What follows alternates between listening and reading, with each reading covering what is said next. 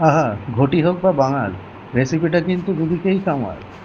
বন্ধুরা, আজ আমরা এমন একটা রান্না করব, যেটা যেকোনো রেসিপিতেই বসিয়ে দিলে মনে হবে, আহা!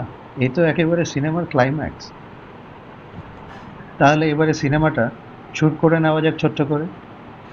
২ প্যাকেট বাজার চলতি মাশরুম একেকটা ৪ ভাগে কেটে নিন। ৪ ভাগের থেকে আপনি যদি ছোট করে কাটেন, তাহলে কিন্তু মাশরুমগুলো একদমই গলে যাবে আর খেতে একদমই ভালো লাগবে না। তাই এটাই আমার সাজেশন, আপনার একেকটা মাশরুম ৪ ভাগে কেটে নেবেন।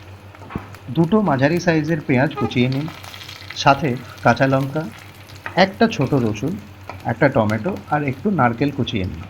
নারকেলটা কিন্তু টোটালি অপশনাল। যারা নারকেল খেতে ভালোবাসেন না তারা এই স্টেপটা স্কিপ করতে পারেন। বাদাম, লঙ্কা, রসুন এগুলো তেলে ভালো করে ভেজে নিন। এবারে চলে আসুন ইলেকট্রিক শিলনোড়াতে।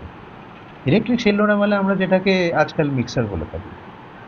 পোস্ত, শুকনো লঙ্কা, ভেজে রাখা বাদাম, রসুন, নারকেল, তার সাথে ধনে গুঁড়ো, পরিমাণ মতন চিনি, নুন, হলুদ, লঙ্কা গুঁড়ো দিয়ে ভালো করে মিক্সারে ঘুরিয়ে নিন। পোস্তটা আপনারা আপনাদের যতটা আপনারা খেতে পারেন বা যতটা আপনাদের পছন্দ আপনারা ততটা দিতে পারেন, কারণ পকেট ফ্রেন্ডলিও তো হতে হবে। কেটে রাখা মাশরুমগুলো ভালো করে ভাজুন। জল ছেড়ে দিলেই ওরা কিন্তু উপকার। মাশরুমগুলো একদমই আপনারা 100% ভাজবেন না, তাহলে কিন্তু মাশরুমগুলো খেতে ভালো লাগবে না। কড়াইতে তেল দিয়ে পেঁয়াজগুলো সোনালি করে ভাজুন। হয়ে গেলেই মশলার পেস্টটা দিয়ে দিন। এবারে ঢাকা মেরে ভালো করে কষান।